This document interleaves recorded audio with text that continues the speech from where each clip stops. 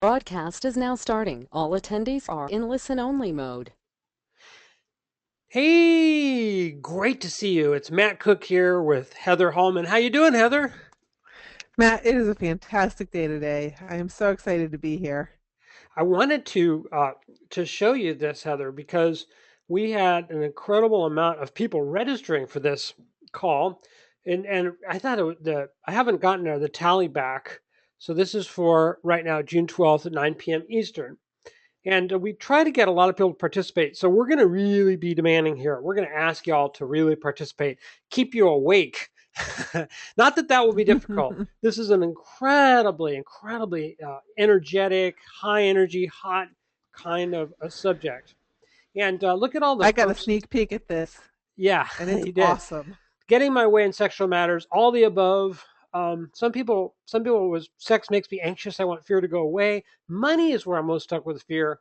So this is going to cover everything. So if you haven't had enough money, enough sex, if you're struggling in that department, this is all going to be like a turnaround for you. And the goal here is for you to really just get so much out of it that even right after this, you're going to be like kind of a different person, really.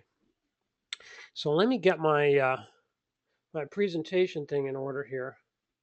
Um, so we always have these little technical glitches. We're using a little bit of a new system here, but I think that's it.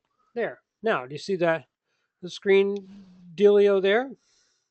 Yep, All I sure right. do. Does everybody else see it? All right. Hey, that is a scene from a great movie. Did you ever see? Of course, you saw Dead Poet Society. Before we do get into this, Michael's already asked, and we already have a bunch of questions. Please keep asking questions. Heather, your job is to make sure people are asking plenty of questions, okay? So you could jump in there, Absolutely. and when people aren't, we're going to make sure, because this is a real participatory thing. This is like a workshop. This is like you're going to answer us kind of a thing. So we're going to ask you, so why don't we make sure that you can all hear us and see everything okay? So if you can, type yes in that go to webinar area there on your right screen, the panel. Type yes if you can hear us okay. Type yes if you can hear us. Okay, yes, yes. And if you want to say, Yep. oh yeah, you could say, oh yeah, or you could say, hi Matt, or hi Heather, or whatever. Always welcome. I know, I recognize some of your names here, and it's just fantastic. I'm so thrilled that you're here. I really am so happy. Some of you folks I've actually talked to, and it's been great. Great. So this was some Dead Poet Society. What if we were all programmed to not get what we want? That is a very interesting thought. What if we're programmed from like when we're little boys and I'm not in her league. I just can't do that with her yet. This other guy's much better than I am. How can I measure up to him? She already said no. I don't want to be shot down again. What if we're programmed to hear that and believe that? What if that's the reason why we're not getting our way? Because we're programmed to not get what we want. And that actually is seen in the movie with Robin Williams. That actually is key. It's actually kind of what this is about. And here's the really awesome part of this. What if we could change that programming? What if it only took 5 minutes a day? I can get any girl I want. I close the deals. I get whatever I want out of life, women, and work. Men respect and even fear me. What if we could change that in 5 minutes a day? And I've had that experience. I live that experience. I have helped a lot of guys get there and live that experience. It changes your life completely and totally. And all it is a little few small changes. And it's really only a few minutes a day. And I want to show you what that is. I'm going to show you how to do that so that you can get what you want. If you are easily triggered, if you're in a recovery mode right now, you may want to defocus your eyes on some of these. We're not going to have too many of these, but we are going to have a few. So, what we're going to cover: 5 immediate, instant shortcuts to instant courage to get what you want. If you know what you want, if you want something sexual, you want somebody in your bed, you want to do something with somebody, you want more money, you want a raise, you want a client, you want a new business, and if you've been held back, if you don't know what it is, but you're not where you want to be in life right now, this is going to help immensely. Going to give you some immediate, instant shortcuts to get what you want. Going to give you 3 techniques that can take less than 5 seconds. Get your heart rate down, your blood pressure normal. You start feeling normal. You're not sweating. You have nice eye contact. You're relaxed. You're Hmm. confident. When you're in that mode, people start matching you, and they start becoming like you and mirroring you, and they get your calmness and your confidence, and it helps you just get what you want. You get what you want. You get what you Yeah, want. Matt, there's nothing more sexy than a man who's in control. Nothing. Oh, yeah, man. Well, it's good to hear from a woman. And two stories that hypnotically lead you to being fearless and courageous right after this training. So, right away, you're going to move through your day, your week, your month. You're a different person. Stay to the very end. We have some amazing things we're going to be going all through, and we are going to answer questions. And sometimes the very best nuggets come in those questions. So here's the instant courage formula that we're going to cover. And I'm going to give you a few caveats. We have something that you've got to really keep in mind. So this is a formula that has helped a lot of guys. The first step is reframing, meaning to change the story about what something is. Let's say I'm going to approach a girl and I think, well, she seems to be really busy with what she's doing. I don't really know if I should interrupt her. So we reframe that, and I'm going to show you how to do that. We tell ourselves a story that programs our own expectations about what's going to happen. And you might think, oh, that's a lie. I'm going to tell myself a story. That's a lie. Well, all we ever do is tell ourselves stories. That's all we ever do is assume what's going to happen. So why not choose those assumptions? And by choosing those assumptions, we change the outcome of the interaction so much. We change it so much. I'm going to show you the second step, the instant courage formula to hold and build air hunger. It's a very strange idea. But it's not a strange idea when you think about the long history, thousands of years of the Taoists, the Chinese, the Tantric, and the Ayurvedic, the Eastern traditions where they study this stuff. What's the fundamental of it all is breath, breathing control. And we have made it really easy so that when you change your breathing, you change literally every cell in your body. You get every cell, every muscle, every gland to slowly relax and give way and start picking up more and more of this beautiful, beautiful oxygen. And it just makes every brain cell come alive and makes every cell kind of get a little bit more limber, a little happier breathing, and it makes everything different. Recalling a victory in the past, the third step, just to get our programming going so that we think about the things that we've done that have worked right. So many of us are into catching mistakes, into negativity. Negativity is part of life, but it's not most Hmm. of life. And we live our lives walking down the street worrying about what's going to happen, worrying about trying to avoid what already happened or try to resist what we think is going to happen. And we're wrapped up in our problems all the time, all the time, all the time. So now when we have an interaction with a woman or with our, maybe it's our partner, maybe it's a girl we want to meet, maybe it's a potential client, or maybe it's in a situation where we got to face the gym and working out, we're in such a negative mode that it's so hard to flip that switch and be positive and have that courage to move forward. This is going to help you by just recalling a victory in the past to get your mind into that positive mode, even for a moment, even for a split second. And the fourth step, taking action, which is going to be much easier by the time we're finished with this. But much, much easier because the techniques we're going to talk about, they are going to seem harder than they are. I'm going to give you a lot of meat. There's going to be a lot of meat here. You want to take careful notes. There's going to be a lot of stuff we're going to go over. And the fact is that it's going to seem overwhelming. You're going to think, oh, how am I going to remember all this? But you don't have to remember it because this is going to become completely automatic, and we're going to show you at the end how you can make this completely automatic, 5 minutes a day. And people say things like, it was almost hypnotic. It wasn't what I was doing. It was just happening. In other words, I wasn't doing it. I watched as my mouth moved and as she lit up and her eyes got wide and her pupils got big and I knew I had her. And it was almost like it wasn't me talking to her. Have you ever had that experience? It's so fun when that kind of stuff happens. So much Yes. fun. And what if your life is run that way? What if that's all that goes on all day? You don't even do anything anymore. You relax and you're in this calm state most of the time, not all the time, but most of the time. And you just watch your mouth move and watch yourself and watch how people respond so positively to you and watch how you get your way. What if your life was like that and you're not trying anymore? What if it's like that? That's why I say don't worry if you feel overwhelmed by what you're going to hear. Uh, and I want to make this very clear. the techniques we're going to show you are definitely possible to be used by if you're pure at heart and have the best of intentions for the other person, for her, or if you don't. So I want to make sure that you want the best for all concerned. One of the service organizations that I admire, I forget who it is. It might be the Rotarians or the Kiwanis, the Lions. Maybe someone will tell me.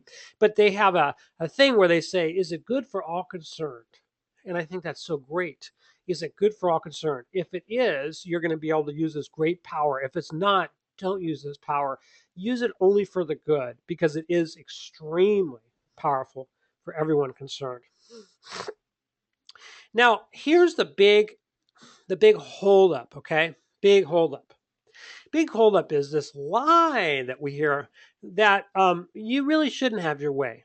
You shouldn't have what you want. You shouldn't have the girl that you want or the girls that you want. You shouldn't have the business that you want, the life, the body, the health. You shouldn't. You should be nice. You should wait for what's yours. And it's conditioning and programming that we all heard so many times. And those people that are successful at just like thinking this through themselves, fixing that programming for themselves, can get anything they want in life. Anything they want. The big lie is you've got to wait for that to happen. You don't have to wait. You can make it happen right now. You can have your way right now from this very moment on. It's not going to happen all at once, but when you make that decision right now, you're going to find that everything starts to move your way. And then we're going to show you how to do this in 5 minutes a day. And the real interesting part of this is that everyone loves you to have your way. See, what's holding us back is that we feel guilty when we get our way. We feel selfish. Remember growing up when usually the women around you would say, "Don't do that. That's selfish. Give someone else a chance. Let them have their way. Let them have that toy." See, all that was this conditioning. And that conditioning was good and useful, and they had good intentions for you. But what it resulted in a lot of times is that became programmed in you to wait and let someone else have that toy and not get your way. But the world doesn't work that way. The world wants you to have your way. Men want you to have your way. Any man that's a leader that knows what he wants and goes after it is admired by men and women, and they want to follow him. Everyone wants a man who says, "Here's how I think we should do it. We're going to do it this way, my way." They love that. And that is going to be you. It may not be immediate, and you may be shy, you may be reclusive, you may be someone that's sort of by yourself or even nerdy or whatever. It doesn't matter. In your own way, you're going to be getting your way, and they will love you for it. That's the key thing, is that it's a good thing, and they want you to get your way. And women want you to have your way. Um, Goal seeking is very sexy to women, isn't it, Mm-hmm. Heather? So we have a guy who will go to bed. One of our students will go to bed with a girl, and he'll say, "I'm not going to come right now. I'm just not going to, but I'm going to have a lot of sex. We're going to have a great time together in bed." And then that happens. They have an amazing time, and maybe they're together and they have intercourse for an hour or 90 minutes or whatever. And the woman's never had an experience like that. And then he's still ready for more, and she's ready for more. And maybe they have it do it again. And maybe that's something that happens 30 years into a marriage. She loves the man who says, "This is what I'm going to do. This is not what I'm going to do." And then he does it. That is very, very Absolutely. sexy. And it changes relationships. It makes the relationship so much better. The real wimpy thing is that a lot of us guys have had this masculinity drummed out of us by this conditioning from school and from well-meaning people in our lives. And so as a result, we have become a little bit too feminine in a sense.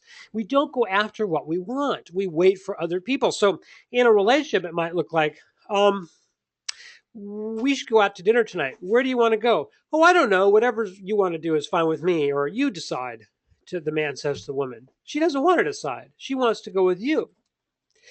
And I have found that in a relationship, the man a lot of times will decide to, and I've been guilty of this until I changed this completely. The man will just let the woman start just running the social calendar and running things, and the woman starts seeing the guy as less and less attractive because he's not taking a stance and pursuing something on his own. He's just being kind of a wimp about it.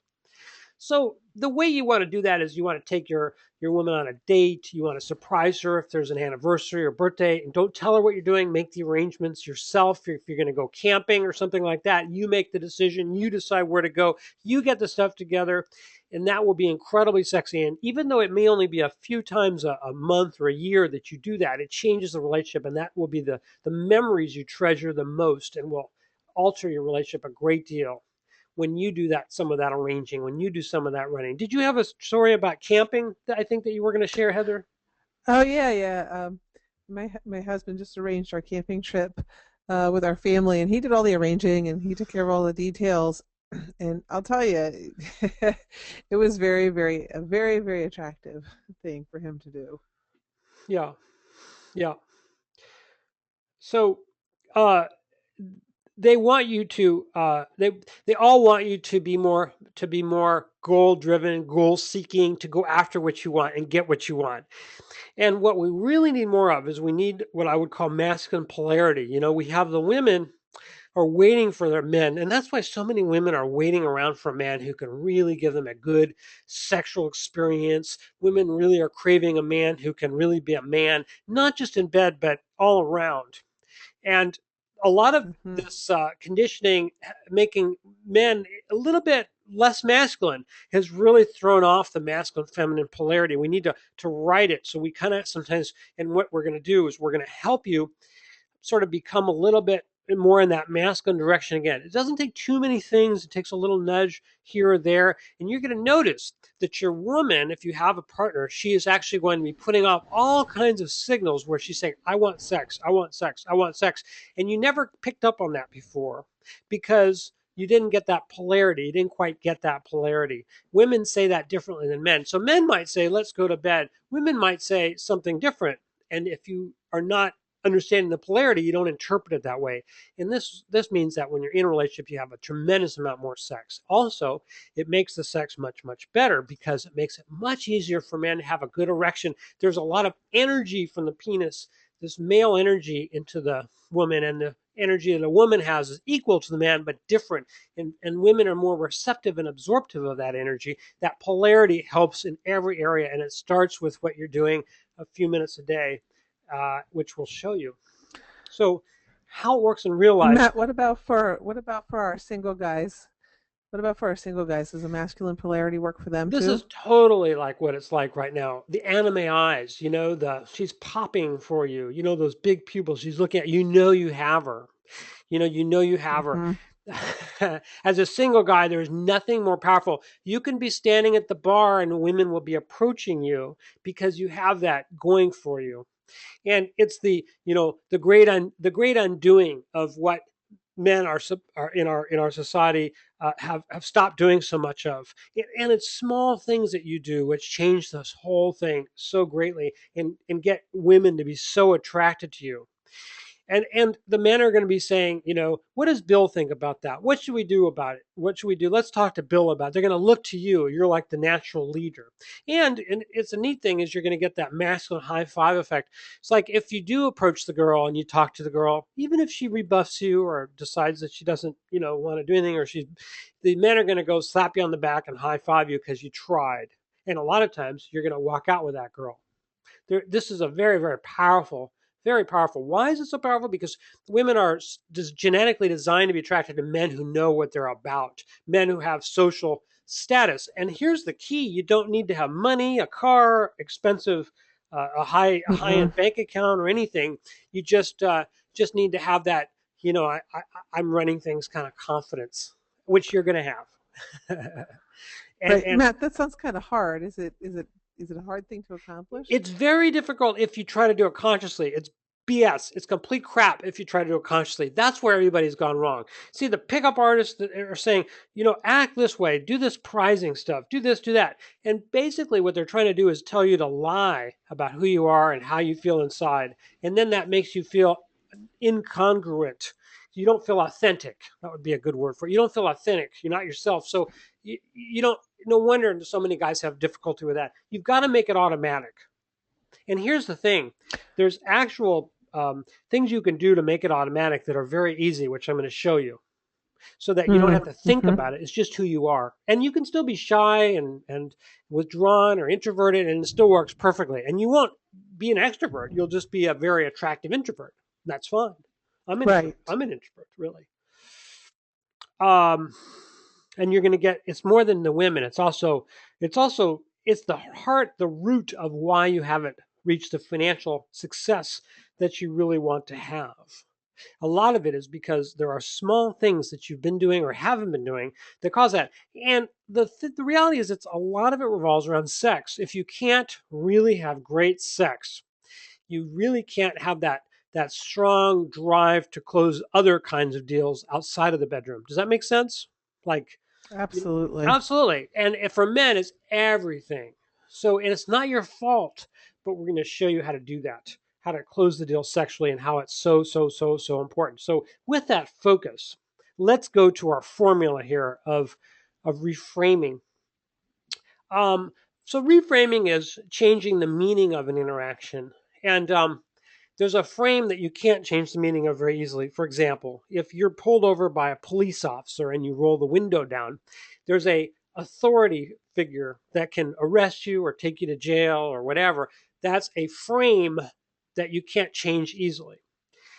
But when you're engaging in conversation with this girl that you see, that's a frame that you have a lot of control over. You can control the meaning of the interaction before it happens. So what you could think of is, you could think, I don't know, she's pretty cute. I don't know if I want to get shot down again, and I don't know if this will work or that's going to work. Or you could think, I'm going to just have a little conversation with her. Now, a lot of times guys set very difficult goals for themselves, and then they beat themselves up when they don't reach those goals.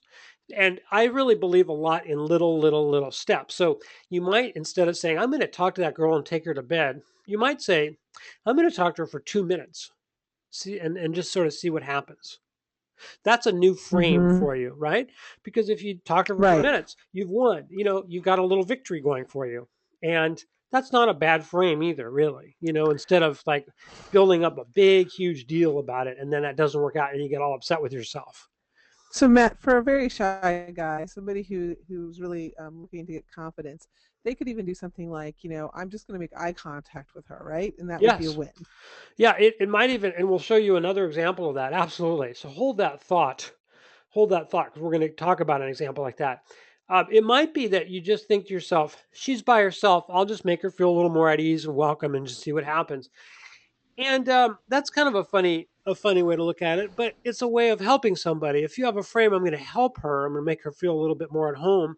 That's a nice frame. It's not a frame of I'm going to take her to bed. So it doesn't have all those expectations loaded to it. Now, and in fact, you might all hit it off and end up going to bed with her. But if you don't have that intent when you approach her, if your intent is to make her feel at ease and welcome, that new frame, that different frame is going to change the whole way it works. And it's going to give you a lot of courage and a lot of authority and a lot of attractiveness to her, because you're not trying to get her somewhere or get into her pants directly. Um, Another one you might do, change the meaning of the interaction. You see two girls and you want to approach them and you don't really feel comfortable. You feel really, really awkward about it. And I understand it. It is awkward at first till you've done it a number of times. Maybe they can help me decide. I got to get my sister a birthday present. I'm going to ask them. Now, pickup artist guys say, oh, yeah, ask them what you should get your sister for her birthday. But it's not a trick. I'm suggesting you actually do it with that intent in mind, just to engage in a conversation. And what you Right, might, exactly. just to engage. And what you might want to do is start out, even like you said, with eye contact, Heather. You can start out with eye contact. You can start out with a frame of just having a smile interaction. And each time you do this, each day, you get a little bit more courage. And let me show you how to get into the programming where this is much, much easier and faster. But you don't need all that programming. You can do it right now in small steps. And it really, really works. I suggest you make a list of all of the good attributes that you have, because we're in this negative world. We're critical of everyone and ourselves. We're constantly judging, and that's not a bad thing. Judging is not a bad thing. It's what we do. We are judging machines. And so we don't just judge other people, we judge ourselves. So it's really nice if you want to put down on paper the attributes that you have your list of things that make you a nice, good person.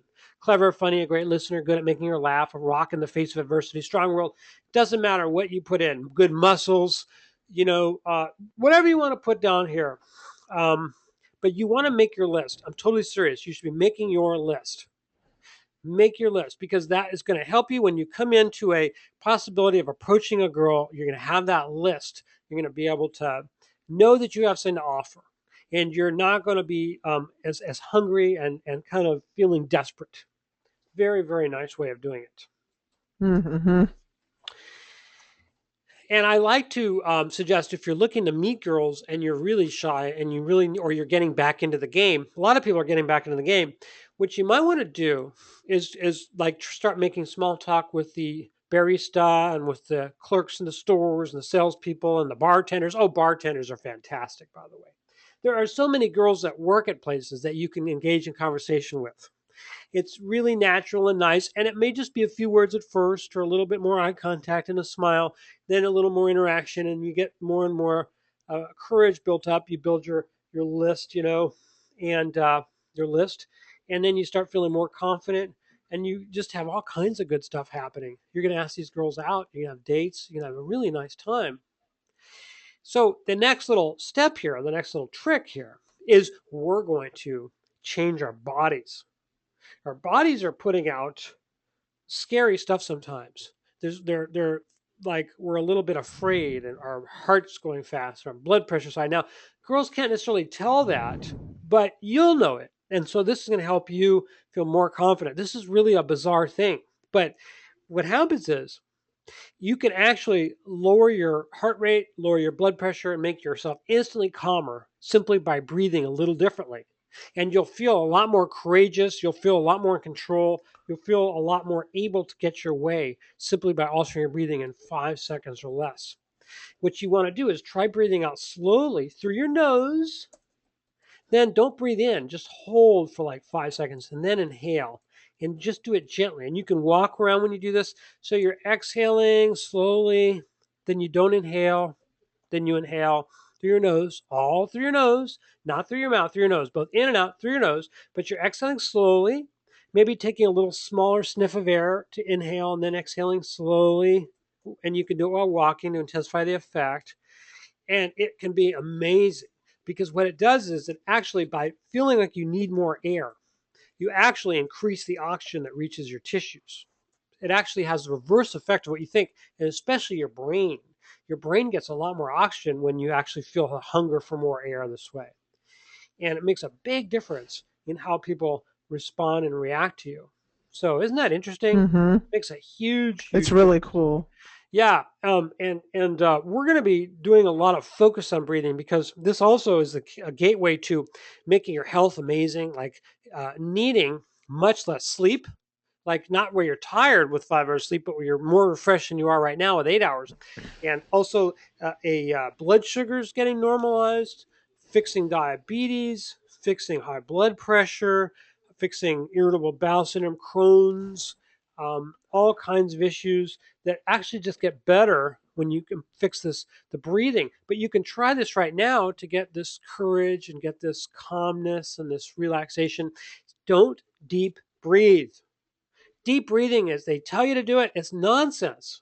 You want to breathe this way shallowly, and you want to have this what we call air hunger. You want to build a little air hunger, breathe through your nose, and you'll see it immediately. You'll feel better, calmer, more relaxed. Your heart rate falls, your blood pressure falls, your blood sugars fall. It's fantastic. Let's go on to recalling a victory in the past. So, when were you happiest? Like, as an exercise, what I want you to do is I want you to pick an event and what I call an island of happiness. Pick a time, like a memory you have of when you were really, really successful at something. Think about how you felt. Where did you feel it? Was it in your gut? Did you feel it all in your shoulders? Or a lot of times you felt it. Your head was like they say. Your head swells with pride. Where did you feel it? Do this for your like 3 victories, 3 different ones. Write it down. You can use the computer to write it down. You can use Google Docs, or you can use Word, or you can use a pad of paper if you prefer that. So just think about that. 3 events, 3 moments in your life when you had a really nice victory. And maybe other people didn't think so, but you did. Yeah, Maybe it was, does it have to be recent or it could be anytime. It could be when you're a kid, but it should probably be more like when you're an adolescent or an adult. But it could be anytime.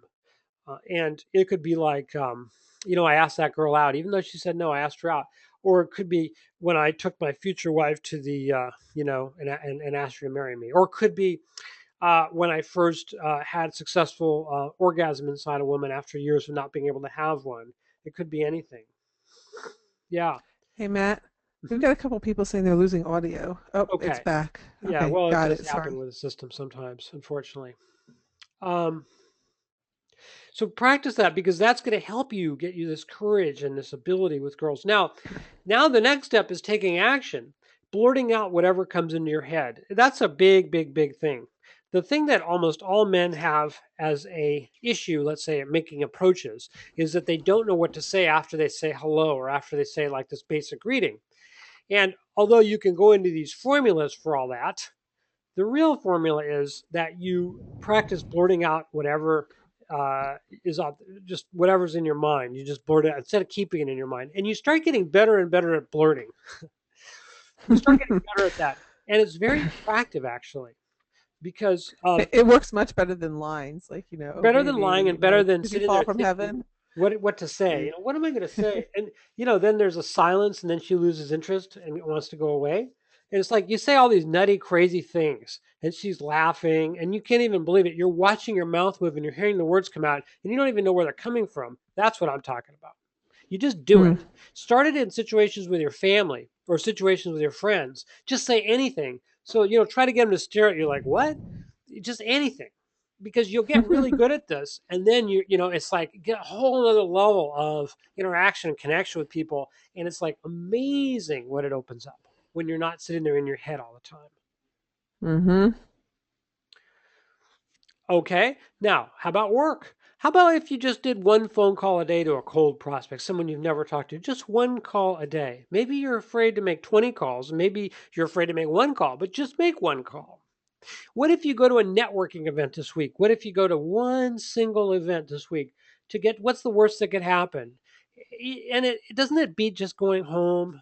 You know, what if you rearrange your life to approach one person you don't know and tell them what you can do for them, or what you might be able to do together as far as work goes?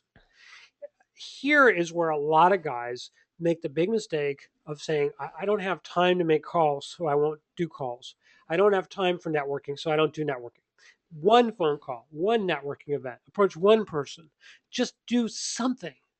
Once you do from there, it's so easy to do one more call, one more networking event, meet another person, and it's like this snowball of taking action and more action, and all these good things and wonderful things that happen to you. People start wanting you to get your way. They start wanting you to go further in the direction you're going. It's like to build a company, or Mm-hmm. or or go to bed with this girl, or develop a new client base for the business that you work for.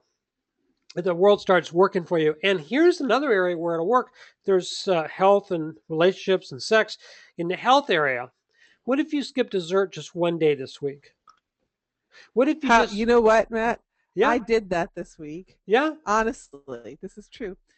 After you showed me some of this presentation, I got the sneak peek. I'm like, oh, I'm just gonna skip dessert today. yes, And you know what? I've lost 3 pounds. right. And you know what? It's like you may not skip dessert tomorrow, but it might be that, now is tomorrow. And you say, you know what? I just skipped dessert right now. I might have it tomorrow, but now I'm just going to skip dessert. And you string those together and you're not having dessert anymore. Right. It's I kind of know crazy. I'm getting ahead of us there, because you don't want to build an imaginary future for yourself of how am I ever going to not have desserts? See, that's another way why we fall down in this courage stuff, because we think, well, I have to like give up desserts. I'm not ready to give up dessert. I'm not ready to give up drinking. I'm not ready to give up marijuana. I'm not ready to give up this multiplayer game. Don't give it up. Just give it up for now. Promise yourself, I'll do it tomorrow. I'll do that game tomorrow. I'll have dessert tomorrow. Tonight I'm going to go dancing. I'm going to go to a bar. I'm going to go to a meetup group. Tomorrow I'm going to go back to sit home in my house. But tonight I'm going to do this. That's what I'm saying. That action tends to snowball and allow you to take other action, other action. What about if you just spend 5 minutes walking around the house? Maybe you haven't gotten much exercise. 5 minutes is nothing. Well, it's a lot more than no minutes. 5 minutes can be great. What if you attend a meeting and you stand up instead of sitting? You know what? I'm going to stand up back here if you don't mind. If you stand up, it's a lot more exercise than just sitting on your butt. You wouldn't believe how much more exercise you get just standing around than sitting. What if you just did a one meeting standing up? How could that change everything? And with a habit of starting things, of just trying to skip dessert one day, or walking around for 5 minutes, or standing up for a meeting just once, you become a little bit more impatient with inaction, and you start really wanting to take small steps. Whatever you do, you start looking at a big mess and saying, you know what, I'll just start cleaning it up. And you end up watching yourself getting in there and cleaning up a mess when in the old days you wouldn't have done it. Or in the old days, you would have just sat on your butt. Now you're standing up. Now you're walking around. Now you're working out because you're now more and more of an action taker, and the world starts changing and refiguring itself because you're a man of action, and people love a man of action. Mm-hmm. And the best action you can take of all is noticing your own thoughts. I'm going to give you a shortcut to this. We're going to have a lot more. We're going to be showing you about how in this. But when you're not noticing your thoughts, you're judging your own thoughts, you're judging other people's thoughts, you end up holding on to these patterns and behaviors, including a lot of erectile dysfunction and sexual patterns that they don't give up on you. They hold you with greater and greater tenacity. I think in a lot of ways, someone with erection issues or sexual issues is better off if they were grown up in a society like they have in other places where they think that they're like temporarily possessed by a demon or whatever, because at least that way they can lose that demon and it's not personal. It's not that there's something wrong with them. A lot of men in our Western world think there's something wrong with them, and they don't notice all the thoughts of there's something wrong with me. I can't do this. It's not going to work. All those negative thoughts we started out this presentation with. They don't even notice those thoughts. If you notice them, if you notice these thoughts just coming out, you'll find that they have less and less effect on you. And this may not be, it may be total Greek. It really may be difficult to really get to the heart of this. But if you start noticing these negative thoughts about things all the time, and you sort of judge a little less and a little less, just noticing them, you start being able to make great headway in having much better sex, much better erections, much more attractive traction from women. Money comes to you more easily just by noticing your thoughts. And a shortcut to that is to set your timer for, let's say it beeps once an hour on your cell phone, on your smartphone. And then you just observe where you are. Just like, and I'll tell you what I do. This is like, I think about thinking, feeling, moving, electrochemical, and environment. Like the beeper goes off, and I say, well, what am I thinking? How are my thoughts right now? And I'm just observing my thoughts. Feeling, how am I feeling? Like literally inside. Is my stomach tight? Is my throat tight? How am I feeling? Moving, how are my arms and legs? My posture. Electrochemical, am I thirsty? Is my mouth dry? Am I tense? My Does it feel like my blood pressure is high or low? Environment, who am I with? Who are the people around me? Are they good for me or not so good for me? Set the timer Mm-hmm. once an hour. Take this inventory, and you'll be a lot more present, and you'll start developing the habit of noticing your thoughts and your feelings in other people, and that takes you leaps and bounds towards much more courage, more getting past difficult and bad habits, and really getting your way in the world so much. Yep. And does that make any sense, Heather? I was trying to show that, but it's hard for that connection to be clear sometimes. Is there anything we can do to make Yeah, it? it does. It seems a little tough, but I know that there's some things you're going to reveal later, I think, that show how to make it a little easier, right? Yeah, I think so. So when you're Okay. when you're looking, Matt, Mhm. I just want to let you know I'm getting a lot of questions in. I want to make sure everybody has a chance to ask the questions they want. So make sure you keep typing them in so that I can get them over to Matt when we get towards the end of the Okay, presentation. great, excellent. So to get our way, there's like three areas we really look at: health, relationships, and sex. And how is your health, relationships, and sex right now? You're having a lot of difficulties with sex, or relationships aren't going your way, health isn't going your way. What you want to do is you want to take your current reality and look at what it's like. What's the issue? Maybe you're not getting out enough. Maybe you have these patterns that you're in with your woman, these habitual patterns that you're in with her back and forth. Maybe there's health issues that you know there's some diet things that you need to clean up, but you just haven't been able to do that. That's fine. Write your current reality right now, and in another piece of paper, write your desired result. How would you like your health to be? How would you like your relationships? How would you like your sex to be? Be specific with that. Take a look at that, and take health, relationships, and sex, and look at where you want to be in those three areas, wherever you're starting from, whatever you're actually doing. Try to look in that area. I think that the fact that a lot of us are always trying to get better in certain things, but we don't know what better really means. So when we set ourselves a current reality where we really observe where we're at right now, how our relationships are honestly, how our sex is honestly, our health, and then we set where we would like to be. Now we start being very clear on where we're trying to be and where we're trying to go. Guess what? When we're really clear on where we're starting from and where we want to go, the brain kicks in. It's a goal seeking machine. Now, without actually having to think about it, you start getting your way sexually, relationships, health. You start moving towards this desired result. The universe and people start moving you along with them. They take you there. It's sort of like a cosmic law. And this happens again and again and again. So it's one thing to say, well, I'd like to have good health. I'd like to have a really good relationship. I'd like to have a really pretty girlfriend who loves going to bed with me. I'd love to have that. Well, but now write your current reality. I'm not getting out. I don't get out very much. Or, my wife we don't have sex very much, maybe a couple times a month. I like to, and you write that down. Health, I'm on these different pills. Now write your desired result. Health, I'm exercising. I don't take anything because I don't need to anymore. Prostate's all gotten fixed. I have this fantastic uh, relationship with my wife. And so you write your desired result, and you live with that. And you start moving in the direction that you really want to be. And you're very unique because almost nobody does that. And by actually doing that, you become a man with a plan. You're moving in a direction of getting somewhere, and that's where everybody really wants to part of your world. They all want to get somewhere like you're trying to get somewhere.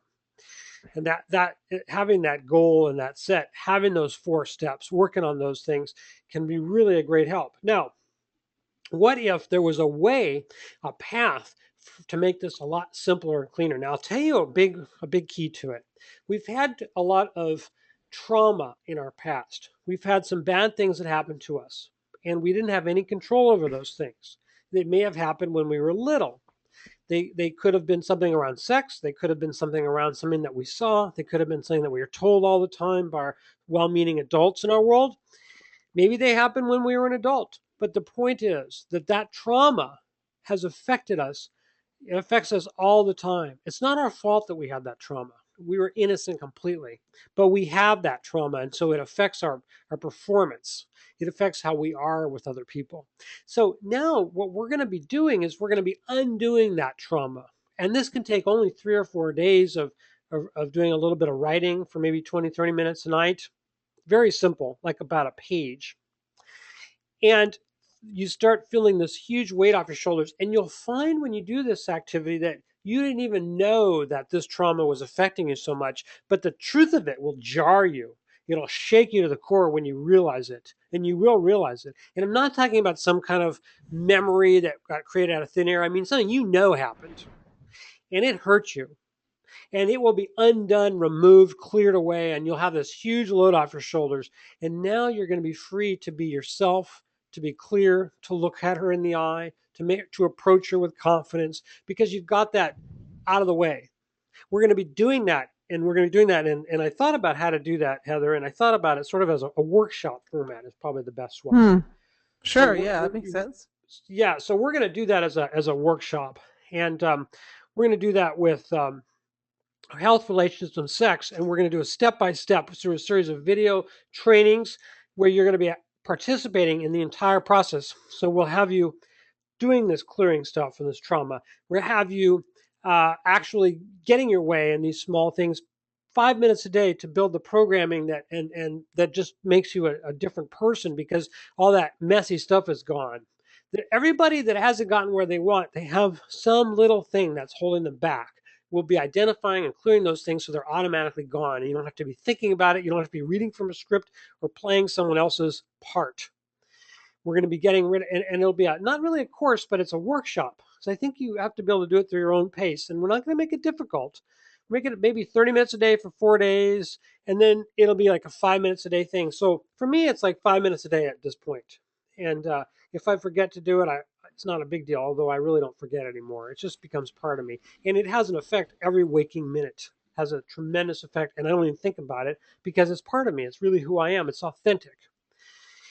And so, no matter what you do, you're going to be participating in that process. You'll discover that 5 minute a day habit that changes everything. It's easy to do. See, here's the thing. This is like a big truth.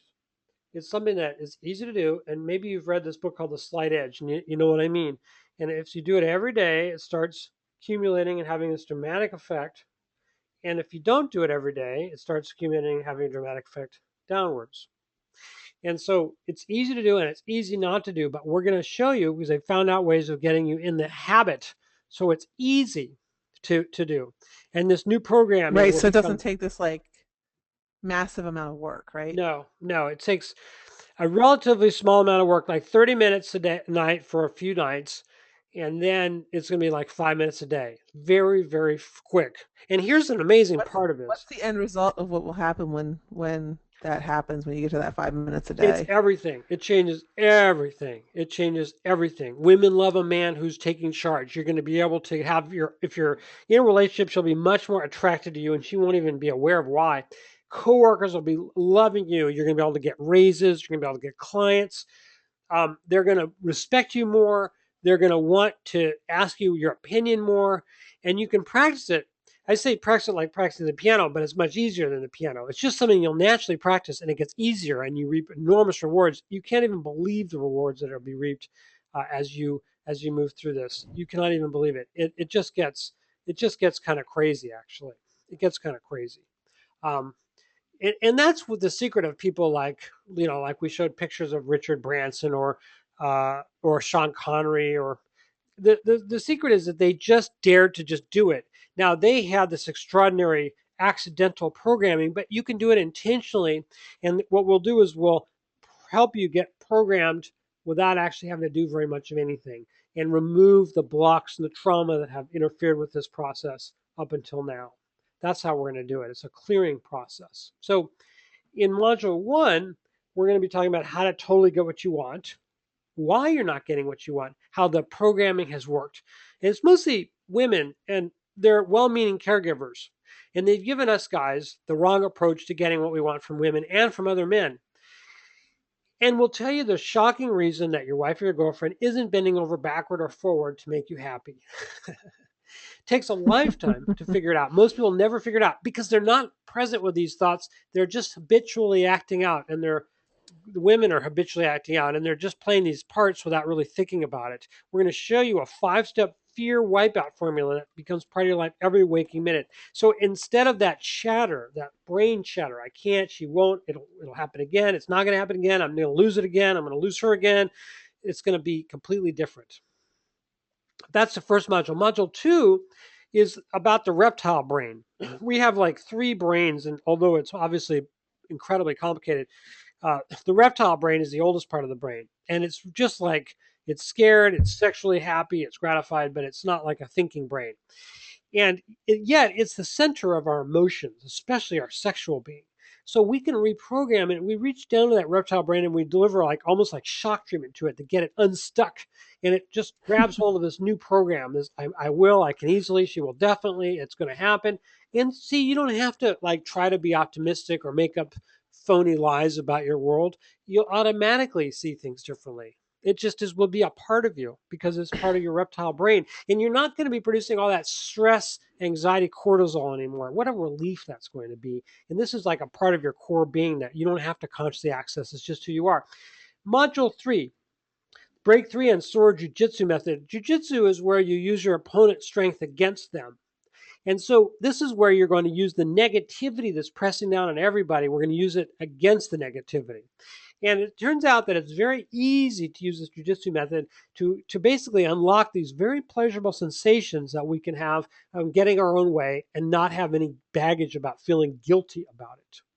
We're not going to say I can't or I won't. We're not going to have that fear and anxiety, but we're actually going to surrender to that. We're actually going to give in to that. And when we do that, it melts away. It has no more effect on us. And we can have utter fearlessness. So imagine if you can't get a hard on right now. Imagine if you completely stop resisting that and you're okay with whatever happens. Do you think, if you're truly okay with whatever happens, do you think that that more relaxed attitude will lead to a better outcome? Now, some of you are doing some of our solo activities and working with us to fix all that with my method. Do you think that if you didn't have this resistance to it all, if you were okay with everything, do you think that that method will work a lot faster, more easily, more quickly, just more effectively? Of course it would. And you don't have the angst anymore with it. And when you don't have the angst, the problems go away much, much faster, much more easily. It's not psychological, it's a real physiological thing. Module 4, the fear melts away activity, an activity that will basically work like the sun on wax, just melting it away. You'll watch your fear disappear and you'll watch courage that replaces it. And women, we're going to be focusing on what it means for women to want to do what you want. Women will want to do what you want. Men will look at you for approval and leadership. Everyone is attracted to someone who doesn't feel fear. Module 5, I thought about this, doing this as a bonus. This is like a huge thing. I've never revealed this before. I've had many years of intense training in the breathing, and it's one of the secrets of health and confidence and happiness for me and the people around me. And Heather, you and I have worked on this a little bit. Yes, absolutely. So we are for the first time going to revealing these secrets to let you sleep less and actually feel more rested, more confident, less anxious, lower your blood pressure, get your uh, blood sugars normal, free you from anxiety, depression. There are so many things we're going to go over this, and we're going to show you the nuts and bolts so you can start immediately getting that very, very valuable benefit. Module 6. The I Can Mind takeover method, it can be less than 15 minutes with this laser focused method. You're going to get rid of this programming that's been holding you back. We're going to show you the simple, this is where it will take, could be 15 to 30 minutes a day. We're going to show you how to completely eliminate that I shouldn't, I can't programming forever. So it's going to be gone. And you're not going to have to tell yourself anything or remember anything. It's going to be part of you. It's going to be automatic. And module 7, that will lead to I can do anything now, internalizing a new belief. There is a way of actually choosing our beliefs. So I used to have the belief that I couldn't do it, that I was doomed to be poor, that the world was broken, that it was a broken place, that there was just nothing but a lot of problems in my life. I used to have the belief that everybody was suffering, that life was a matter of just sort of getting old and dying. I used to have the belief that I didn't deserve a lot of wealth, that other people were better than I was. I had all these beliefs. And I figured out, it took a long time to really perfect this, but I figured out a very simple system where I can internalize a new belief that will serve me better. Now, that's a weird idea that you could choose a belief. But let me tell you that your beliefs have been chosen for you, but they've been chosen by well meaning people in your life. If you choose them consciously, you can get anything you want in life just by choosing a different belief about that thing. A belief about money, a belief about sex, a belief about relationships.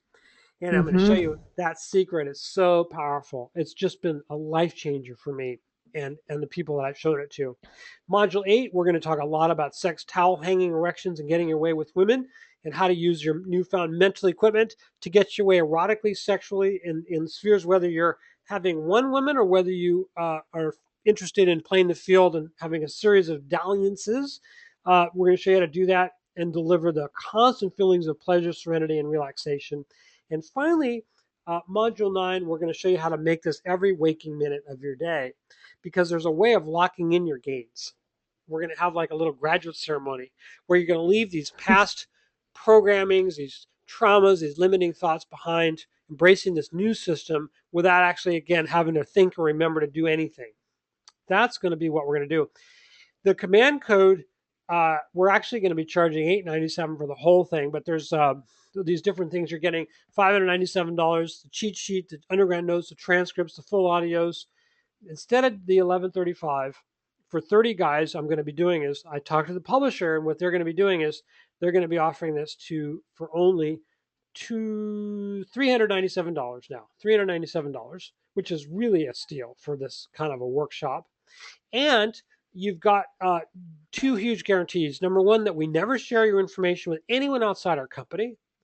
Everything, including your name, your email, everything about you is treated as sacred, confidential information. And we are confident that you'll love this. And for any reason or no reason, if you're not satisfied or you are sad, you just want your money back, 60 days, anytime, you can send an email to matt@getrapidhelp.com, or you could call us at 877-691-3328. You'll get every dime of your money, every penny refunded to you without fail, without problem, without challenge, without question, just by asking. Now, I know people rip the publisher off. Sometimes they get all the information, then they cancel. But we take that chance because we want a lot of men, as many men as possible, to benefit from these programs and to move ahead in their life. So we're willing to allow people to potentially rip us off. That's okay, because we believe in you and we want you. So here's how you do this.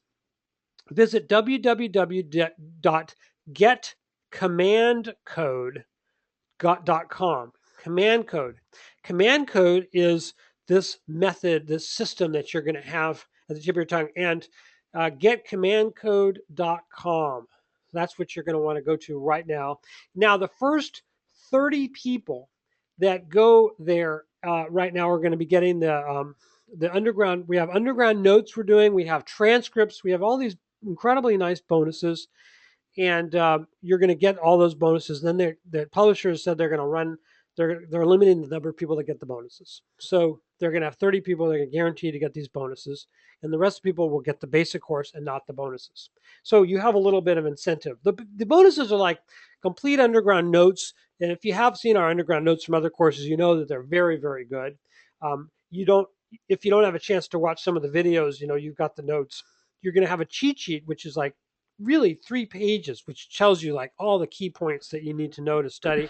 You're going to have the benefit of having been through the course with us. You're going to have the transcripts. Everything will be transcribed, painstakingly transcribed and edited for you to read if you want. And if you want to listen in the car, when you're exercising, when you're doing the dishes, what I call recovering lost time, time that you would otherwise just lose. If you want to recover lost time, you can listen on your phone or your MP3 player.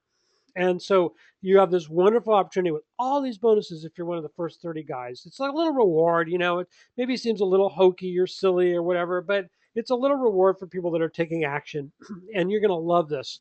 And so you just go to www.getcommandcode.com, and we will be happy to get you enrolled. And you're going to just absolutely just be in love with this thing. It's going to be like the biggest life changer sexually, health and relationship wise. It's going to be a life changer. So we have like 2 different guys that are doing this, and already a lot of people have already said they're doing this. One set of guys want to recover from the fear. They don't want to feel fear anymore. They're devastated, paralyzed by fear of asking a woman out, fear of going to bed with their wives and not actually having an erection, fear of going soft when they're inside, fear of the fact that they may never have good sex again in their whole life, fear of getting their way at work, getting the financial things that should be theirs, fear of all of that stuff, right? Then there are people that want to do better than they're doing, and it's not so much fear. They just want to move forward. They want to fix the things that have kept them from having the wealth they deserve. They want to improve the way that they're asking women out. They really want to get some new ways of their personality being freed from the things that have kept them from being this, this woman getting machine. So this is a course for both kinds of people. Getting rid of fear and people that want to really do even better than they're doing already. And it's all going to be based on these automatic things that you don't have to do or think of or work on. They're going to be part of you. That's what's so cool about this command code. It's what I've done and what people that I've shown have done, and it's like you wouldn't believe the miracles that people do when they get this. So I would really, really suggest that you be part of this. I think it's going to be like the most incredible experience you've ever had, and we're going to focus a lot of it around sex and meeting girls and improving the existing relationships. You have a lot more sex if you have a relationship, and then secondarily around the health and the wealth aspects. But when you get the sex right, everything starts flowing well. It's when the sex stuff isn't working right, everything else kind of is sort of like the water hitting a big rock and splashing all over the place. When you get that out of the way, the water just smoothly flows down the stream without interruption. We're going to get that powerful stream of water flowing in your life, so it's effortlessly flowing downhill, and you're getting the things that you want instead of being stuck in the rocks. Mhm. So I thought we might want to take some questions. You said you've had a Sure. lot of questions, so maybe we Yeah, could take. I've had a lot of questions come in. I think we might have room for a few more. So if you guys want to keep typing them in, that would be great. Um, so the first question is actually about desensitization, which we talk a lot about a lot of our other courses. And Mike wanted to know, would nudism likely be desensitizing? Nudism be desensitizing. So desensitization is the heart, is the root of a lot of, maybe almost all, performance problems, and it affects women as well. And desensitization basically creates the need to have greater and greater stimulation to achieve the same result until the stimulation stops achieving that result at all. And the effects of it starts impacting erections, and eventually men will oftentimes become so desensitized that they don't even have erections. They don't have morning erections. They don't wake up with a hard on anymore. A lot of times it starts, they can't come inside a woman, or it's very difficult. And sometimes even masturbation is difficult at that point, sort of at the end game of the whole thing. But most people are in some range of desensitization. And fortunately, with the methods that we shown, a lot of guys can recover from this very, very quickly. And when you do recover from it, you will end up with our method. You'll become much, much more sensitized to the pleasures than you maybe ever remember, and have much more pleasurable sex, and you might even feel the experience in your entire body rather than just in your penis, and it just creates this connection in this life that's just unbelievable. So the thing that's sort of like the feeds desensitization the most would be fantasy. So nudity is real. It's not, you said nudism, it's Right, real. nudism. Yeah, it's not a fantasy. And really, we're designed to see naked people. I mean, it's kind of part of our genetic upbringing to see people that are naked, and it's pleasurable to see people that are naked. So on its own, I don't think there's anything really desensitizing around nudism on its own. I think that it's especially wiring your brain to pixels, to a computer screen, to erotic images and fantasies is a problem. But just seeing a beautiful woman who's nude, if it's a real woman, and everything could be okay. However, I want to caution you about something. A lot of guys hear this and they say, Matt's saying it's okay for me to go to the strip club. And I've heard a lot of excuses for going to the strip club. And I will tell you that it's almost always a bad idea. Eventually, you'll be able to go to the strip club. It'll be okay. But when you're recovering, it's probably a really bad idea, because it's a real dopamine driven activity that's going to increase the desensitization and kind of like slow your recovery down. My experience is that men are much, much better off during recovery avoiding the strip club completely. And once you get this command code stuff going, once you get this going, you're going to be with these girls. You're not going to want to go to those places anyway. So, um, she'll be nude, and that's cool, but it's not like you're going to have this dopamine experience all the time with other nude women in those kinds of settings. Right. Um, Matt, here's a great question. I think this is a really important one to answer. It says, um, Rex says, I thought that when I bought the Raging Confidence program that it would be all I would ever need. Now I'm hearing that there is a new program I need. What's that about? Yeah, well, raging is really specifically about recovering from desensitization. And the command code is about undoing the programming that is keeping us from getting ahead, so that our brains are freed from the past programming telling us we can't, we won't, shouldn't, and we can basically achieve everything that we want and get our way sexually and life, at work, and everything. Raging is not about that. Raging is really about desensitization specifically. Right, exactly. Very good. Um, how can I relax and not be uptight? Well, um, And that's from Eric. okay. One of the things that keeps us from being relaxing and not being uptight is that we have this. I think of it more like a radio station. We have these thoughts being broadcast in our head like a radio station. These thoughts like blasting out. Apparently, in North Korea, they have these speakers everywhere that blast out all day long. You know, with the things about the great leader and everything. But our heads are like that. In our heads is like we're living in North Korea. We're living in this totalitarian regime with this thoughts blasting all day long.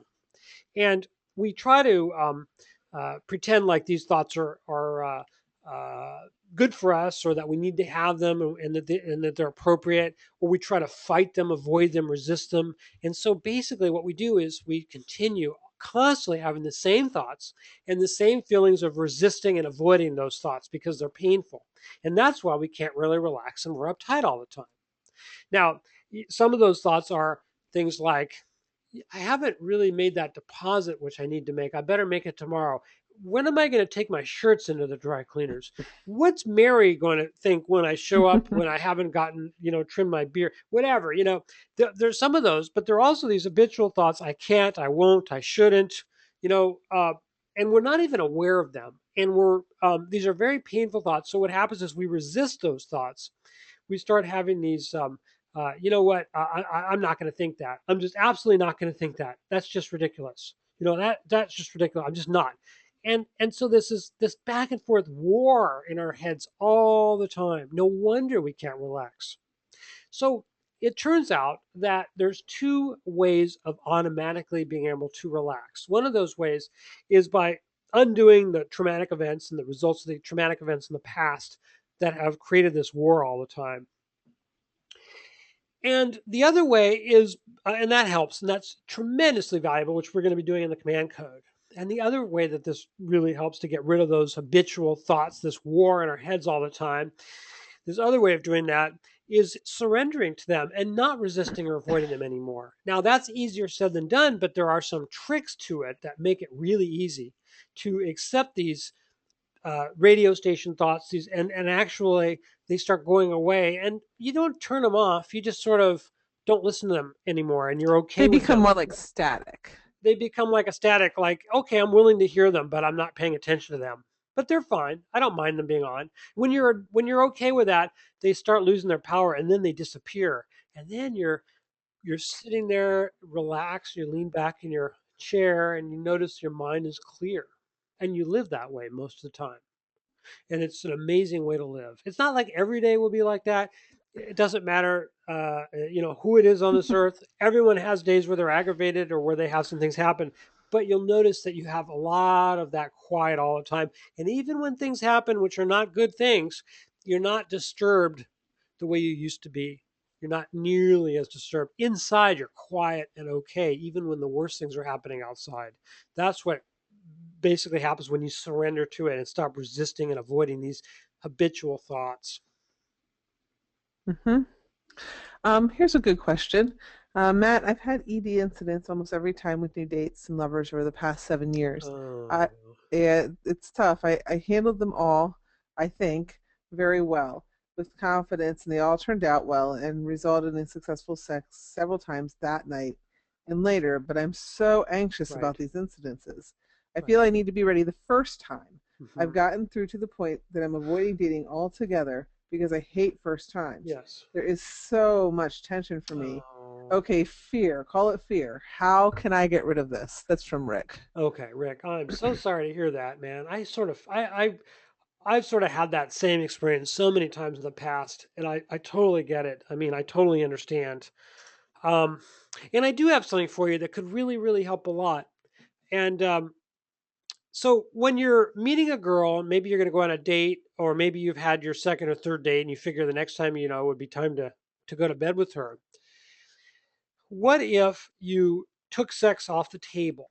What if you just had a different philosophy about this? Of I'll just share a moment with her and see what happens. So what it looks like for me is we will go to bed together, and we'll have our clothes off and we'll just be cuddling and laughing and kissing and everything.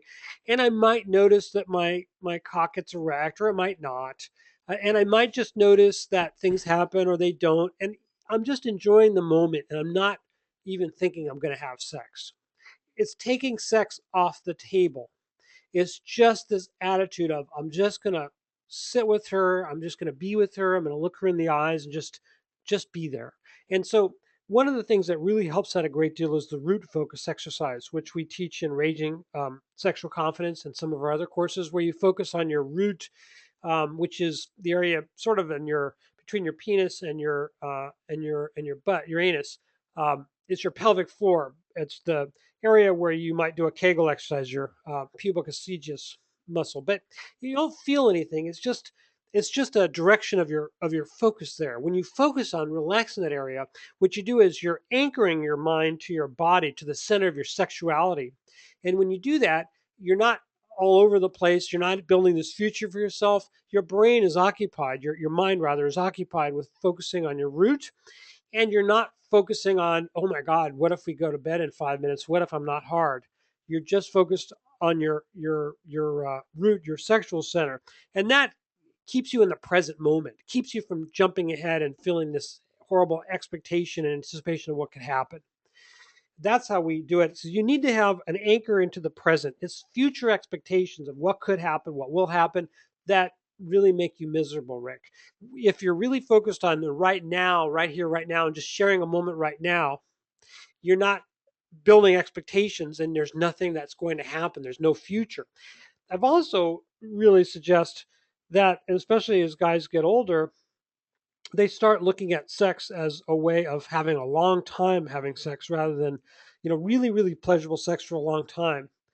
And although I know you're dating and you want to meet somebody, when you do meet somebody and you meet the right person, if you decide you really want to be monogamous, you can have lots of sex and you you're basically it becomes a practice of being present and makes all the rest of your life much more relaxing, and you take away all this feeling of anticipation and negative kind of excitement about everything else in life. So everything flows a lot more easily, in other words. And I think this is why people that have a lot of this type of sex end up having life an abundance in every area of their life. And I think that if you start looking at it like that, Rick, if you start looking at sex as an opportunity just to be with somebody and just spend some time with them and just see what happens, and you start doing that shift changes because you don't have these anticipatory feelings. You're not building a future for yourself, and actually that's when a great future usually unfolds. It's Weirdly enough, ironic, isn't it? it's really weird how that works, but it does. And women are much more attracted to a guy who's not like trying to get them somewhere. Who's just comfortable with where he is at that moment. It's very attractive to women, actually. Makes you much more attractive, and women will be coming up to you and approaching you when you have that You, going. you know what that is? It's that you make other people feel like they are the center of your universe, and that's an incredibly attractive Because you're quality. not thinking about the next thing you're going to say or where you're going to want to take them or what's going to be next. Right. It's very, very powerfully attractive. Right. Um, so Matt, we have a question. One thing, I had a couple comments that you're get hard to hear, so I'm not sure what's going on Okay. with that. They can hear you. It's just you don't seem too loud. Okay. And the other is a question about the breathing. Is the breathing meant to be shallow? It is. It is meant to be shallow. It's not deep breathing. The old, yoga, especially um, uh, certain yoga practices, especially, are always focused around breathing. And although they might seem like they're deep breathing, in some cases they are, but they build air hunger.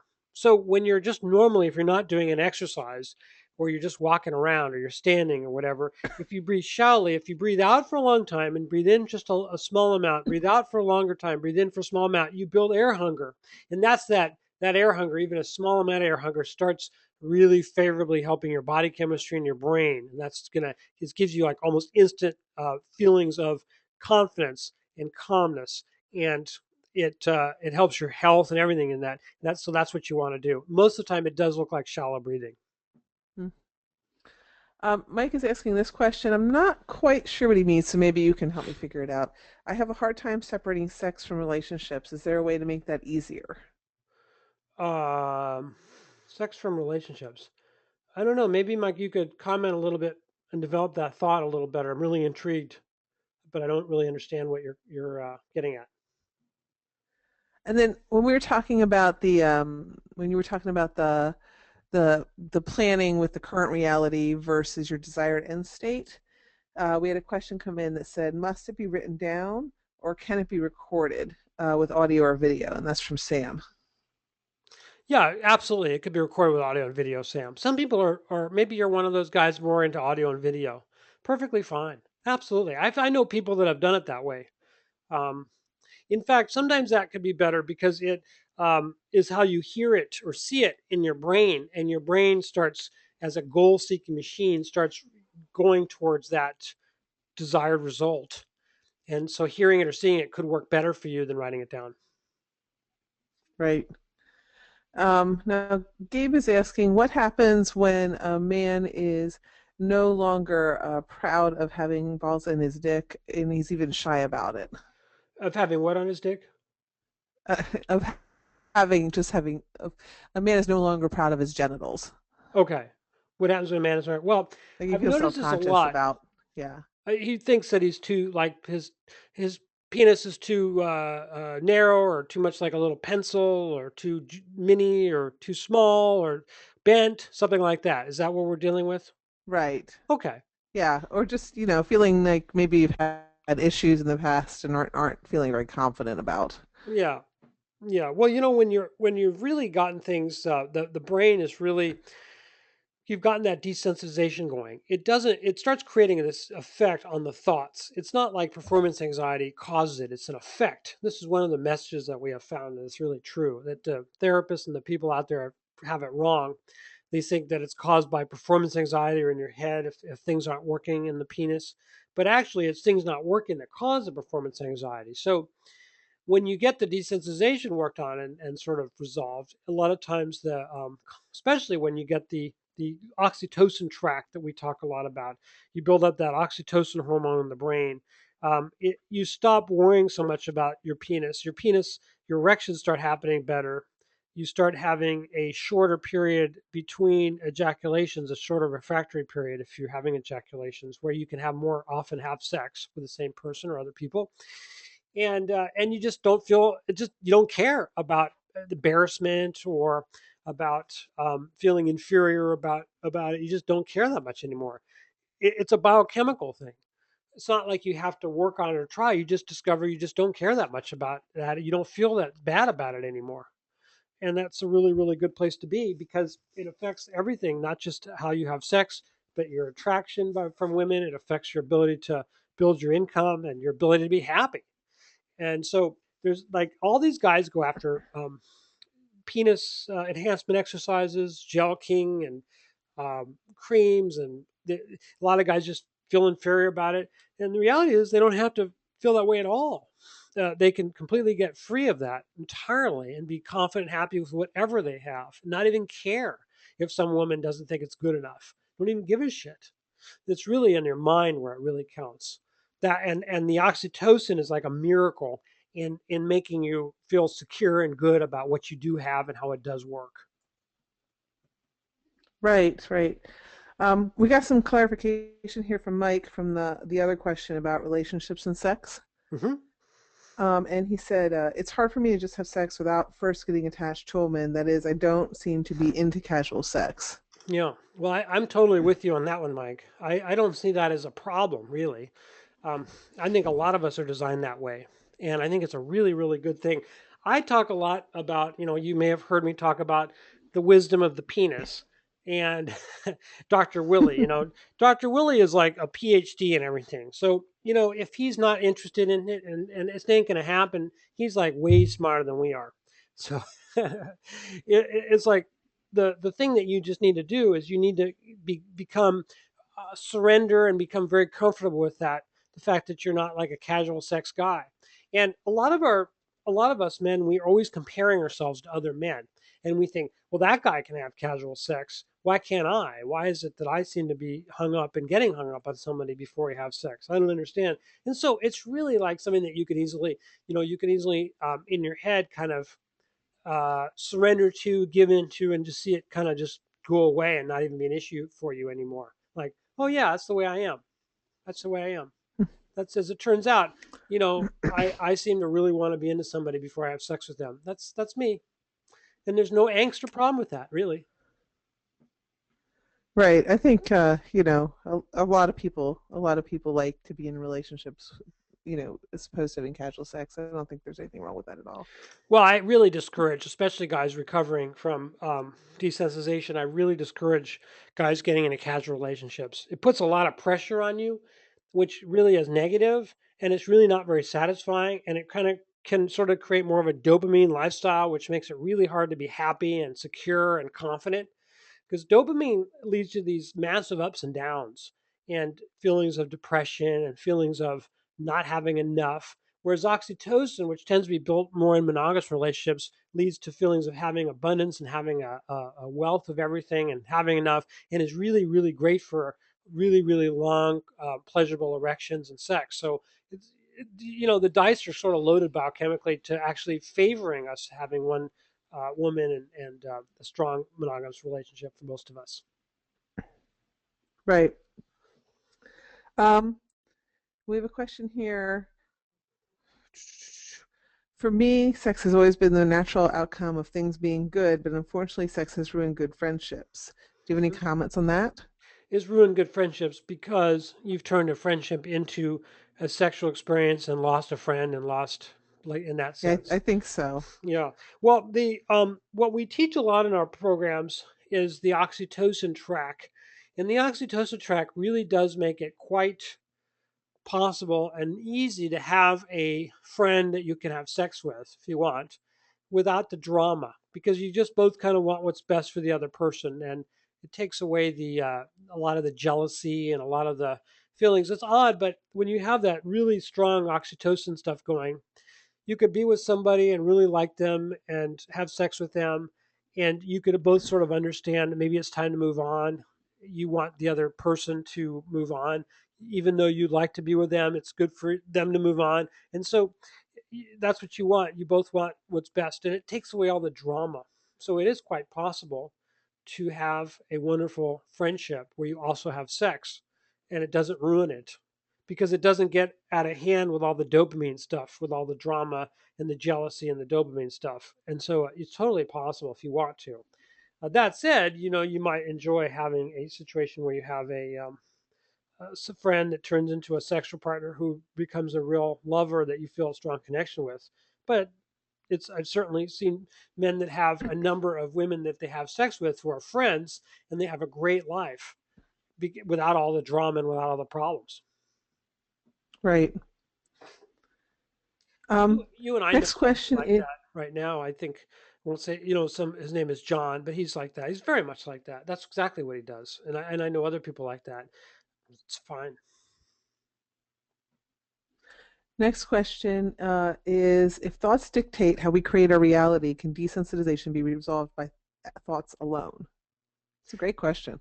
So what does that mean? Can you explain what you think what that means? I'm not quite sure I understand. I think what he's asking is, can you fix the desensitization with thoughts without all the solo activities? Um, yeah, you can, but I think you can, but I think it's difficult. I think it's difficult with just thoughts to do that. I think it makes it a lot easier when you have the thoughts sort of clear up. It's a lot easier to make the solo activities work, much easier, because a lot of times it's our thought patterns which contribute to our changing that resisting the habits that would improve things. So we unconsciously have adopted bad habits sexually and masturbation and in fantasy that desensitize us. And so if we just work on the thoughts, that's good. But if we work on the thoughts and the soul activities, we can actually get a much faster and more effective result, be a lot happier. Right. And one leads to the other. When you get the sex stuff really going well with the soul activities, um, the performance improves and your feelings of well-being improve and your confidence improve as well, even when it doesn't have to do with sex. Right. Um, so question here, actually I have two. How bad does internet porn affect sensitization? And from the same person, does masturbation affect sensation as well? Yes, they do. There's a couple of differences. So internet porn definitely affects desensitization. It causes it in a lot of guys, or makes it a lot worse for other guys. There's other things that cause desensitization, like rough sex with women. Um, Masturbation is one of those things. Um, there are other things even outside of sex that can cause desensitization. But so of the two, porn and masturbation, I would say there's nothing wrong with masturbation, whereas porn is really not very healthy for most people. So if you avoided the porn and got rid of the porn and got rid of the fantasy and you still masturbate, that's okay. But a lot of times men find that in order to fix the desensitization and really get this amazing function and pleasure and sensation back, they have to stop masturbating as well, at least temporarily. They might be able to restart the masturbation, but they aren't going to be able to restart the porn and fantasy. And one of the things that you learn in masturbation is you learn how to masturbate with a very light touch and also without fantasy. You're just masturbating to the sensations that you feel. And it can take a while to get to the point where you can do that without fantasies popping in your head and without sort of a goal driven orgasmic kind of masturbation thing going on. So it's generally Right. important to stop porn, I would say forever, and to temporarily stop masturbation and kind of, if you do masturbate, relearn the masturbation so that it's not hurting your sensitivity and performance. Right, right.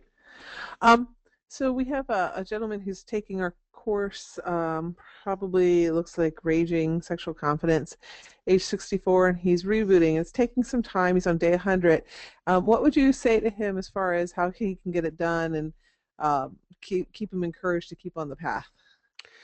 Well, there's a couple things. Number one, what are your alternatives? I mean, the alternatives really suck. As hard as this path really is, and it is hard for a lot of guys, it really is.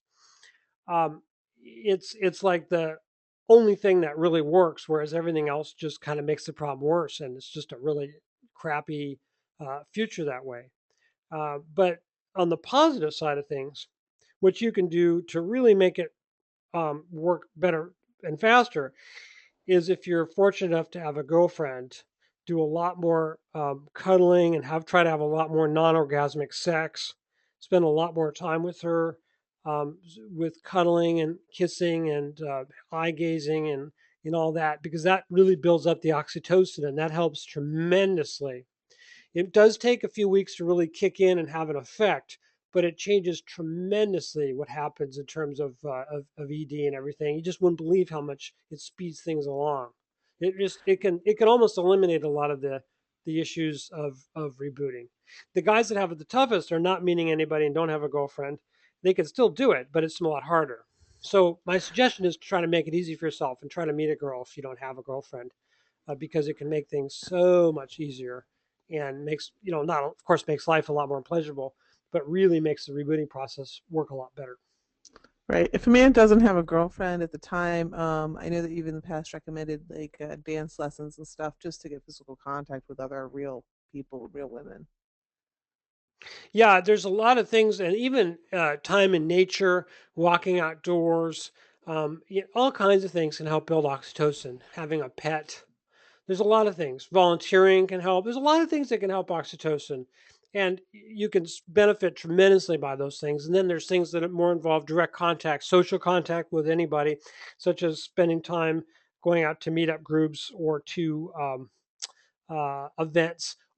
And then there's things like dance lessons or yoga where you might, talk to women, or and dance lessons you actually interact with women. So those things can all be really good ways of getting contact that can build some oxytocin and get things moving more quickly. The worst Mhm. thing is not to be exposed to different women, real flesh and blood women, is to like go at your job where you work on your computer and then go home and you don't actually you don't interact with real women very much.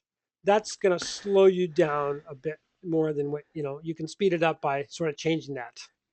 A great way to interact with real women in a very if you're willing to do it is to take a yoga class because they're like 80% women. Yeah. So, Yeah, and you get to and with these incredibly beautiful, usually really beautiful or cute girls in these very tight little yoga outfits in their poses. And it's not polite to really stare at them, but you see them and you interact with them, and it's really a nice vibe. Everyone's in a good mood. It's well, really girls think the guys who are willing to take yoga are pretty cool. So, yes. I love yoga that way. it's good all around. And yoga itself builds oxytocin, so it's a That's right. good all around thing to do. Yeah. Okay, I have a question here about adrenal problems. I don't know if we ever addressed those, but I'll give it a shot. I know I have adrenal problems. They feel hot mainly at nights. What steps would you say that I can take to fix that, and how long would it take? What kinds of things to fix that? Yeah. Well, the breathing is a really, really big assist for that. It really is. Um, some people need to have something additional with that. Sometimes they go to a physician and they have a short term course of prednisone um, to as they're working on the breathing, because it sometimes is necessary to get adrenal fatigue reversed just for a very short period of time. And some people have that because they've been on prednisone or they've been on a lot of pills that have created this adrenal fatigue. Um, but the breathing is usually like one of the key things to really make that problem go away. It's just a miracle for a lot of people with that issue. Right, right, cool. Um, so what about Ed says if I have a girl and we do a naked cuddle on the weekend, should I not do the stroking solo activities? Maybe just do root focus? Yeah, I would definitely avoid the stroking activities for that period of time. Yeah. One of the activities is just designed to get you to monitor your arousal pattern, to be more conscious of how aroused you are. So you don't really need to do that for very long anyway. And then the root focus is by far the most important one. Then there's like the penis exercise, which is basically like a Kegel exercise. That you can certainly do anytime, but it's not going to help a tremendous amount. It's going to help a small amount. But the root focus is going to help the most. And then there's several other solo activities if you don't have a girlfriend or you don't have a girl to see on the weekends. Like there's a solo oxytocin building activity, but you won't need that one. So definitely you're on the right track in avoiding the stroking kind of exercise and doing the root focus a lot. That will help you a lot. And when you get together with her and you're cuddling and maybe you're getting hard, you kind of want to sort of start your root focus exercise. It'll help you center your mind into the present, and it'll help you relax that area. You won't come too quickly, and you'll also generally have just a very low resistance, nice hard on that'll go for a long, long time that way, and very pleasurable, and really setting yourself up to have a wonderful time. Right. A question from Paul. When I hold my breath for the 5 seconds, it makes me want to take a deeper breath on the intake. This is back to the breathing again. Yes. How do you overcome that in order to keep it a shallow breath? I think it's a Yeah. great Well, question. it's a process that builds because your respiratory center adjusts to this new breathing pattern, and it takes a little time to do that. So, and if you've had health problems, if you've had, let's say, diabetes or high blood pressure or asthma or um, any number of things, you might actually not be able to do very much of that. But even a small amount will get you on the right track. So, and over time, you'll be able to exhale for 20 or 30 seconds and take a small inhale of air, and you'll be at a very, very high level of health at that point. But at the beginning, you don't want to go for a lot of air hunger, just a little bit, just a little, just a little. And then that will increase over time. Right, right. Um, okay. So I've got a really long question here. Okay? It's an interesting one. It says, thanks, Heather Matt. I recently signed up for Big Bang but have not gone through it. I'm a guy who grew up in the locker room and sex has been a conquest sport, but it's so immature. I've appreciated the comments on desensitization. I'm going through a divorce after 25 years of celibacy while she focused on the son versus Ugh, us. ugh. Yeah, rough. 25 years of Usually it's been, celibacy doesn't sound good. no, it wouldn't be good for me. 2 days of Usually, celibacy doesn't sound good. no, yuck, I tell you. Usually it's been nocturnal emission, but occasional masturbation. I've currently met a lady who we've had sex, but with PE, hmm premature ejaculation. hmm She was playful one night and thought I was awake, but I wasn't. She said we made love for 30 minutes with a hard erection at night, which is very unusual. Any comments? hmm So you had a sleep sex experience, apparently. Maybe Yeah. yeah. Um, well, the ability to have sex for 30 minutes with a really hard erection is really quite easy when you've got over the desensitization, and it sounds like you're probably really close to that. It sounds like that, Gary, you probably can end up there in a short order because everything's machinery is all ready to work. And I do find that a lot of guys are close to recovery when they have premature ejaculation. It's a very common issue for a guy that's recovered, and the root focus exercise really helps out a lot because it will when you're going to come, your muscles tense up there. And so when you're focused on your root, you're relaxing that area and it dissipates that energy and you don't tense up and come. So you might be very close right now to having a fantastic sex life right now. Right. I think I have a. Do we have time for what? Two more questions, maybe, Matt? Yeah, we're almost done here. Yeah, I Okay. gotta get going. All right. So let's do two more questions Okay. and then we'll wrap up. Um, okay. So the question is, this is from the gentleman earlier who asked about the internet porn and the masturbation. So he says, okay, thanks. I can use masturbation as a tool, and the fantasy and the internet porn is the main problem. I got that, but I don't understand how rough sex causes desensitization. What if your girl loves rough sex? Well, a lot of girls do, and there's a very, very common in our culture for women to use vibrators, which are very desensitizing for women. And some women also have masturbation patterns and habits that have been made them desensitized. And then women also have responded to the sexual cues that our world is just loaded with, like sexual triggers that we're so loaded with compared to any other society ever in the history of mankind. Nothing like this has ever happened. So women respond to it, their brains respond to it also in a desensitized way. So it's common for especially men that will have a woman that loves rough sex. It's just actually very desensitizing to the man also. And so a lot of men stop being able to feel as much, and ultimately it leads to, especially if it's an intense sexual relationship, it will all the times lead to not only rapid desensitization, but also nature provides this very powerful hormonal kind of like um, effect where we start seeing each other's faults and imperfections and driving each other apart. The named after President Coolidge, the Coolidge effect. And nature wants us to put our sperm into that girl and then move on to the next one. And so it creates, when you have these strong orgasms of rough sex, you actually a lot of times end up having those feelings of criticalness and wanting to be separated and arguing and everything a lot worse than you will if you have much longer sex that's not quite as dopamine oriented and not as rough. But the woman won't feel as much, and it takes time for women, and sometimes they don't feel that much with that sex for a while. So they have to go through a period of resensitizing themselves also. But that type, from my perspective, that type of the type of sex that we teach in the courses is much, much more pleasurable. It's much more pleasurable and it lasts as long as you want it to last. It's not about climbing the mountain and coming for 15 seconds or having, it's not. And and you can do it every day or several times a day. And even we have people that are together for a long time with their girlfriends or wives who have sex several times a day. And it kind of overcomes the whole issue of wanting rough sex because it's just so much more pleasurable this way, like you said. Yeah, it absolutely is, but it does take a little bit of doing to get there sometimes. It does, especially if Um, you're dating or meeting new girls. It can be a real challenge.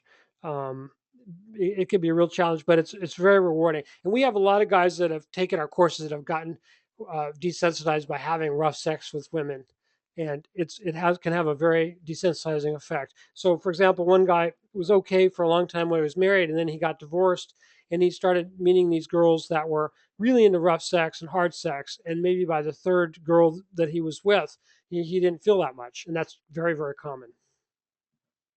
right, right. Okay, so we have a question about fear here. Sorry, Jim says, I just feel really afraid and a lot of anxiety. I think it's due to some of my past experiences. What do you recommend? Um, yeah, uh, I agree. It is. Now, what you can do on your own is you can learn to observe the times when you're fearful or have anxiety and the thoughts that precede that just come before. And you can start observing a pattern around those thoughts. And it's the resistance and avoidance of those thoughts usually that causes the problem, not the thing that we are afraid of or the event that we recall that was so traumatic. It's resisting that. So one of the things you can do that can work immediately is you can um, hold that fearful thought in your mind and just excuse yourself if you're with people, maybe go into the bathroom or into a corner somewhere, and just feel that and be willing to feel that fear in its fullness and its entirety in your entire body and in your head as much as possible. And sometimes you do that a few times and the fear and the angst dissipates because it's just wanting to have this its way and its day, and then it passes like clouds in the sky, and it's like a way of not resisting it. So be willing to embrace that thought and think that fear thought and feel that fear thought. It's just a thought. Thoughts aren't real; they're just thoughts.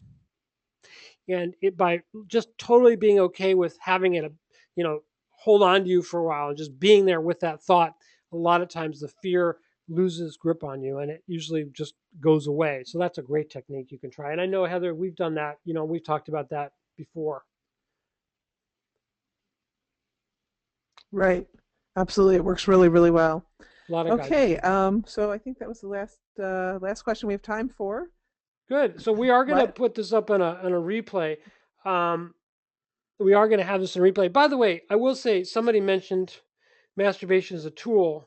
I don't really think masturbation is really a tool. I think that it's okay, um, but I think once you reach a certain point where you're having a lot of sex, the way that we in our method, you don't really necessarily feel as tempted to masturbate anymore.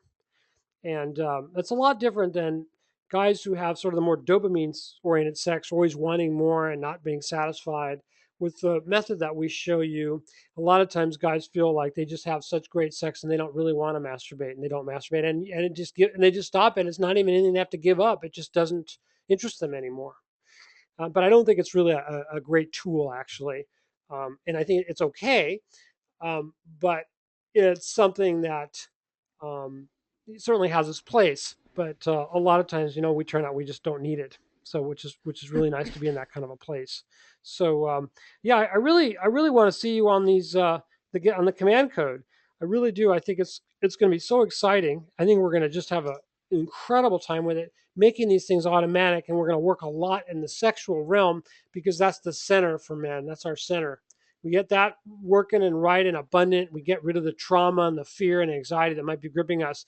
And it fixes all the sex stuff, but it like opens up our whole life. And it's all an unconscious thing from the very reptile brain to the rest of us. So it just emanates from us without having to do anything. And it's just a fantastic way to be. And I'm very confident you can get there. So I want you to go to getcommandcode.com, get that, and we'll post this video so you can watch it again. Thank you very much. Thank you so much, Heather. It was really appreciate you, and I appreciate you all for being here with us. Thank you. Thank you.